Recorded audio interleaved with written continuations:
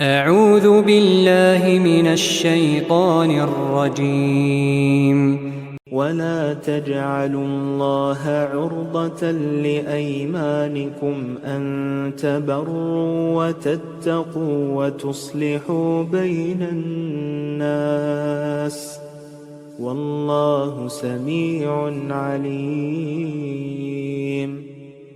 আর নিজেদের শপথের জন্য আল্লাহর নামকে লক্ষ্যবস্তু বানিও না, মানুষের সাথে কোনো আচার আচরণ থেকে, পরহেজগারি থেকে এবং মানুষের মাঝে মীমাংসা করে দেওয়া থেকে বেঁচে থাকার উদ্দেশ্যে। আল্লাহ সবকিছুই শোনেন, জানেন। لا يؤاخذكم الله باللغو في أيمانكم ولكن يؤاخذكم بما كسبت قلوبكم والله غفور حليم। তোমাদের নিরর্থক শপথের জন্য আল্লাহ তোমাদেরকে ধরবেন না, কিন্তু সেসব কসমের ব্যাপারে ধরবেন তোমাদের মন যার প্রতিজ্ঞা করেছে, আর আল্লাহ হচ্ছেন ক্ষমাকারী, ধৈর্যশীল। للذين يؤلون من نسائهم تربص 4 أشهر فإن فاءوا فإن الله غفور رحيم। যারা নিজেদের স্ত্রীদের নিকট গমন করবে না বলে কসম খেয়ে বসে, তাদের জন্য 4 মাসের অবকাশ রয়েছে। অতঃপর যদি মিলমিশ করে নেয় তবে আল্লাহ ক্ষমাকারী, দয়ালু। وَإِنْ عَزَمُوا الطَّلَاقَ فَإِنَّ اللَّهَ سَمِيعٌ عَلِيمٌ। আর যদি বর্জন করার সংকল্প করে নেয় তাহলে নিশ্চয়ই আল্লাহ শ্রবণকারী ও জ্ঞানী। وَالْمُطَلَّقَاتُ يَتَرَبَّصْنَ بِأَنفُسِهِنَّ 3 قُرُوءٍ وَلَا يَحِلُّ لَهُنَّ أَن يَكْتُمْنَ مَا خَلَقَ اللَّهُ فِي أَرْحَامِهِنَّ إِن كُنَّ يُؤْمِنَّ بِاللَّهِ وَالْيَوْمِ الْآخِرِ وَبُعُولَتُهُنَّ أَحَقُّ بِرَدِّهِنَّ فِي ذَلِكَ إِنْ أَرَادُوا إِصْلَاحًا وَلَهُنَّ مِثْلُ الَّذِي عَلَيْهِنَّ بِالْمَعْرُوفِ وَلِلرِّجَالِ عَلَيْهِنَّ دَرَجَةٌ وَاللَّهُ عَزِيزٌ حَكِيمٌ। আর তালাকপ্রাপ্ত নারী নিজেকে অপেক্ষায় রাখবে 3 হায়েজ পর্যন্ত। আর যদি সে আল্লাহর প্রতি এবং আখিরাত দিবসের উপর ঈমানদার হয়ে থাকে তাহলে আল্লাহ যা তার জরায়ুতে সৃষ্টি করেছেন তা লুকিয়ে রাখা জায়েজ নয়। আর যদি সদ্ভাব রেখে চলতে চায় তাহলে তাদেরকে ফিরিয়ে নেবার অধিকার তাদের স্বামীরা সংরক্ষণ করে। আর পুরুষদের যেমন স্ত্রীদের উপর অধিকার রয়েছে তেমনি ভাবে স্ত্রীদের অধিকার রয়েছে পুরুষদের উপর নিয়ম অনুযায়ী। আর নারীদের উপর পুরুষদের শ্রেষ্ঠত্ব রয়েছে, আর আল্লাহ হচ্ছেন পরাক্রমশালী, বিজ্ঞ। الطلاق مرتان فإمساكم بمعروف أو تسريح بإحسان ولا يحل لكم أن تأخذوا مما آتيتموهن شيئا إلا أن يخافا ألا يقيما حدود الله فإن خفتم ألا يقيما حدود الله فلا جناح عليهما فيما افتدت به تلك حدود الله فلا تعتدوها ومن يتعد حدود الله فأولئك هم الظالمون। তালাকে রাজি হল 2 বার পর্যন্ত, তারপর হয় নিয়ম অনুযায়ী থাকবে, না হয় সহৃদয়তার সঙ্গে বর্জন করবে। আর নিজের দেয়া সম্পদ থেকে কিছু ফিরিয়ে নেওয়া তোমাদের জন্য জায়েজ নয় তাদের কাছ থেকে। কিন্তু যে ক্ষেত্রে স্বামী ও স্ত্রী উভয়ই এ ব্যাপারে ভয় করে যে তারা আল্লাহর নির্দেশ বজায় রাখতে পারবে না, অতঃপর যদি তোমাদের ভয় হয় যে তারা উভয়েই আল্লাহর নির্দেশ বজায় রাখতে পারবে না, তাহলে সেক্ষেত্রে স্ত্রী যদি বিনিময় দিয়ে অব্যাহতি নিয়ে নেয়, তবে উভয়ের মধ্যে কারোরই কোনো পাপ নাই। এই হল আল্লাহ কর্তৃক নির্ধারিত সীমা, কাজেই একে অতিক্রম করো না। বস্তুত যারা আল্লাহ কর্তৃক নির্ধারিত সীমা লঙ্ঘন করবে তারাই হল জালেম। فإن طلقها فلا تحل له من بعد حتى تنكح زوجا غيره فإن طلقها فلا جناح عليهما أن يتراجعا إن ظنا أن يقيما حدود الله وتلك حدود الله يبينها لقوم يعلمون। তারপর যদি সে স্ত্রীকে তৃতীয়বার তালাক দেওয়া হয়, তবে সে স্ত্রী যে পর্যন্ত তাকে ছাড়া অপর কোন স্বামীর সাথে বিয়ে করে না নেবে তার জন্য হালাল নয়। অতঃপর যদি দ্বিতীয় স্বামী তালাক দিয়ে দেয়, তাহলে তাদের উভয়ের জন্যই পরস্পরকে পুনরায় বিয়ে করাতে কোনো পাপ নেই, যদি আল্লাহর হুকুম বজায় রাখার ইচ্ছা থাকে। আর এই হল আল্লাহ কর্তৃক নির্ধারিত সীমা, যারা উপলব্ধি করে তাদের জন্য এসব বর্ণনা করা হয়। وَإِذَا طَلَّقْتُمُ النِّسَاءَ فَبَلَغْنَ أَجَلَهُنَّ فَأَمْسِكُوهُنَّ بِمَعْرُوفٍ أَوْ سَرِّحُوهُنَّ بِمَعْرُوفٍ وَلَا تُمْسِكُوهُنَّ ضِرَارًا لِتَعْتَدُوا وَمَن يَفْعَلْ ذَلِكَ فَقَدْ ظَلَمَ نَفْسَهُ ولا تتخذوا آيات الله هزوا واذكروا نعمة الله عليكم وما أنزل عليكم من الكتاب والحكمة يعظكم به واتقوا الله واعلموا أن الله بكل شيء عليم। আর যখন তোমরা স্ত্রীদেরকে তালাক দিয়ে দাও, অতঃপর তারা নির্ধারিত ইদ্যত সমাপ্ত করে নেয়, তখন তোমরা নিয়ম অনুযায়ী তাদেরকে রেখে দাও অথবা সহানুভূতির সাথে তাদেরকে মুক্ত করে দাও। আর তোমরা তাদেরকে জ্বালাতন ও বাড়াবাড়ি করার উদ্দেশ্যে আটকে রেখো না। আর যারা এমন করবে নিশ্চয়ই তারা নিজেদেরই ক্ষতি করবে। আর আল্লাহর নির্দেশকে হাস্যকর বিষয়ে পরিণত করো না। আল্লাহর সে অনুগ্রহের কথা স্মরণ করো যা তোমাদের উপর রয়েছে, এবং তাও স্মরণ করো যে কিতাব ও জ্ঞানের কথা তোমাদের উপর নাজিল করা হয়েছে, যার দ্বারা তোমাদেরকে উপদেশ দান করা হয়।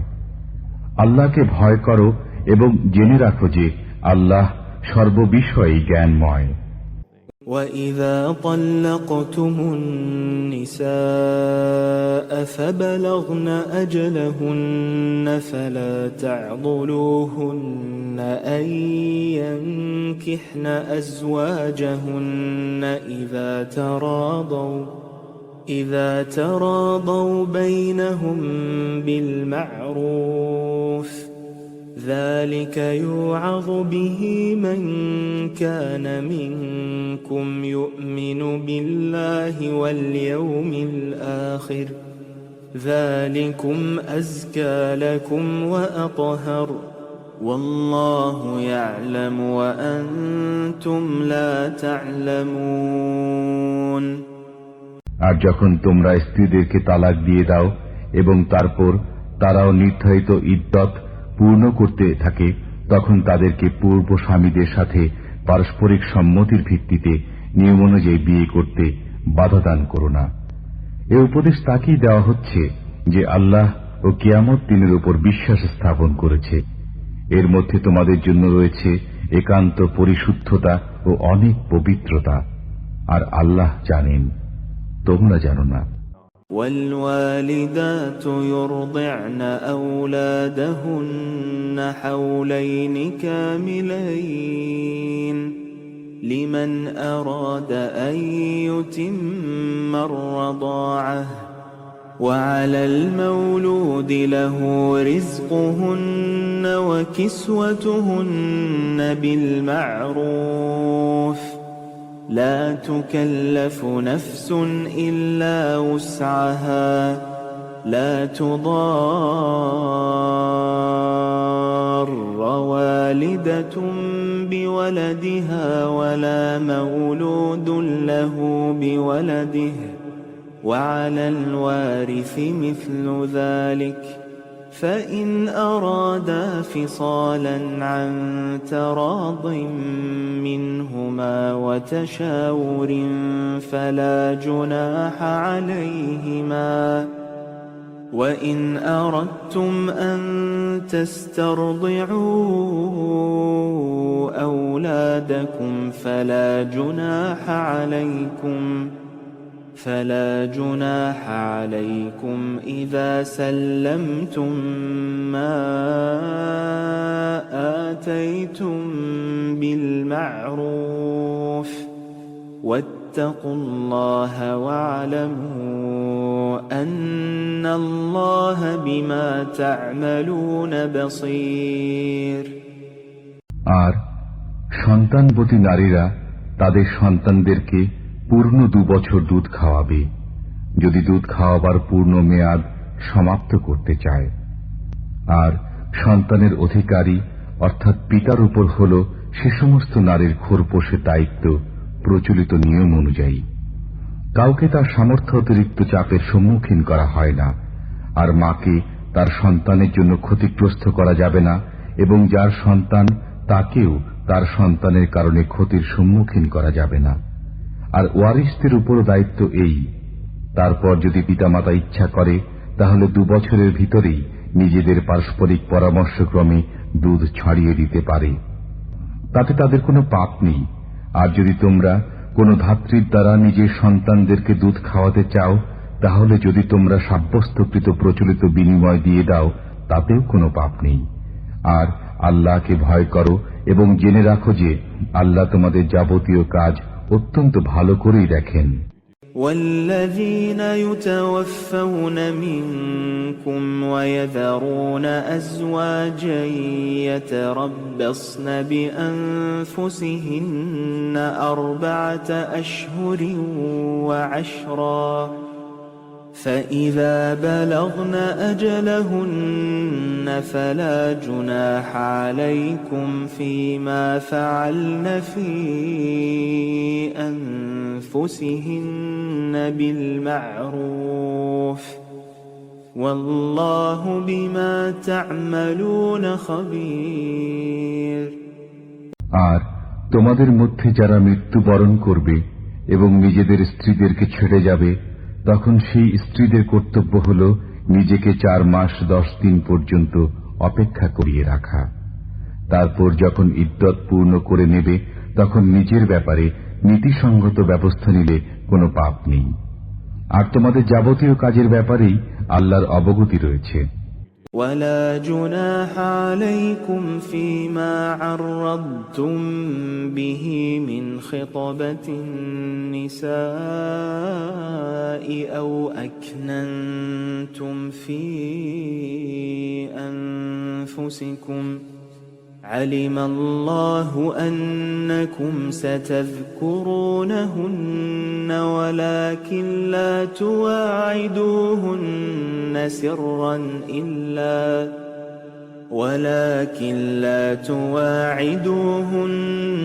سرا إلا أن تقولوا قولا معروفا ولا تعزموا عقدة النكاح حتى حتى يبلغ الكتاب أجله واعلموا أن الله يعلم ما في أنفسكم فاحذروه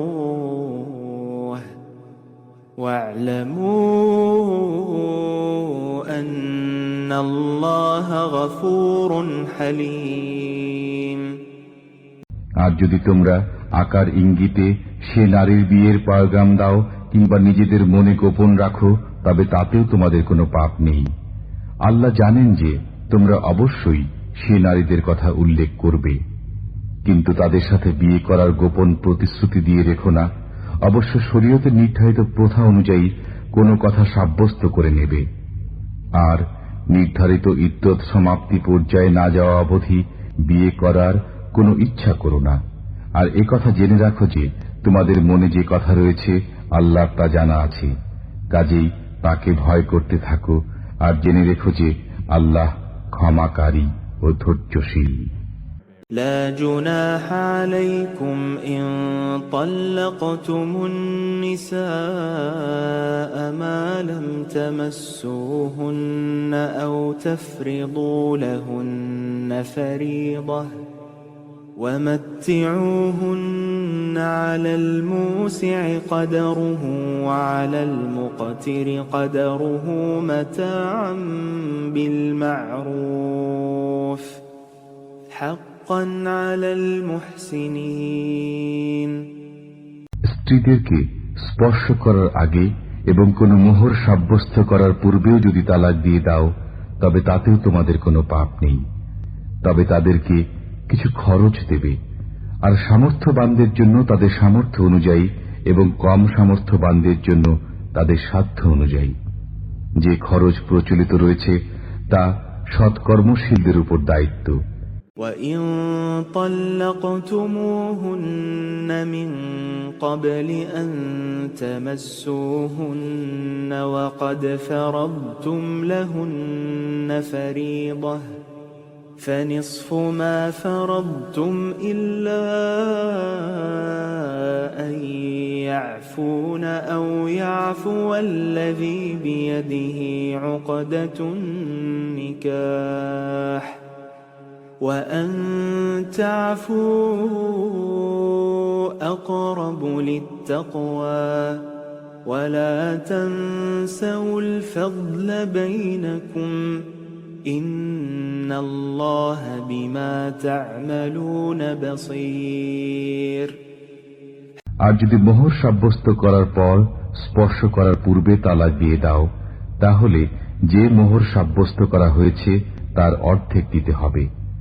অবশ্য যদি নারীরা ক্ষমা করে দেয় কিংবা বিয়ের বন্ধন যার অধিকারে থাকে সে অর্থাৎ স্বামী যদি ক্ষমা করে দেয় তবে তা স্বতন্ত্র কথা। আর তোমরা পুরুষরা যদি ক্ষমা করো তবে তা হবে পরহেজগারীর নিকটবর্তী। আর পারস্পরিক সহানুভূতির কথা বিস্মৃত হয়ো না। নিশ্চয়ই তোমরা যা কিছু করো আল্লাহ সেসবই অত্যন্ত ভালো করে দেখেন।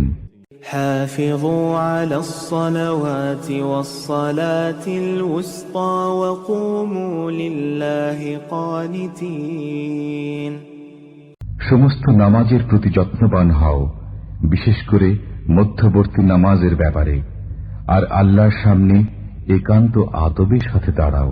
فإن خفتم فرجالا أو ركبانا فإذا أمنتم فاذكروا الله كما علمكم ما لم تكونوا تعلمون অতঃপর যদি তোমাদের কারো ব্যাপারে ভয় থাকে তাহলে পদচারী অবস্থাতেই পড়ে নাও অথবা সরওয়ারের উপরে। তারপর যখন তোমরা নিরাপত্তা পাবে তখন আল্লাহকে স্মরণ করো যেভাবে তোমাদের শেখানো হয়েছে যা তোমরা ইতিপূর্বে জানতে না। والذين يتوفون منكم ويذرون أزواجا وصية لأزواجهم متاعا إلى الحول غير إخراج فإن خرجن فلا جناح عليكم فيما فعلن في أنفسهن من معروف والله عزيز حكيم আর যখন তোমাদের মধ্যে যারা মৃত্যুবরণ করবে তখন স্ত্রীদের ঘর থেকে বের না করে 1 বছর পর্যন্ত তাদের খরচের ব্যাপারে ওসিয়ত করে যাবে। অতঃপর যদি সে স্ত্রীরা নিজে থেকে বেরিয়ে যায় তাহলে সে নারী যদি নিজের ব্যাপারে কোনো উত্তম ব্যবস্থা করে তবে তাতে তোমাদের উপর কোনো পাপ নেই। আর আল্লাহ হচ্ছেন পরাক্রমশালী, বিজ্ঞতা সম্পন্ন। وللمطلقات متاع بالمعروف حقا على المتقين আর তালাকপ্রাপ্ত নারীদের জন্য প্রচলিত নিয়ম অনুযায়ী খরচ দেওয়া পরহেজগারদের উপর কর্তব্য। كذلك يبين الله لكم آياته لعلكم تعقلون এভাবেই আল্লাহ তাআলা তোমাদের জন্য স্বীয় নির্দেশ বর্ণনা করেন যাতে তোমরা বুঝতে পারো।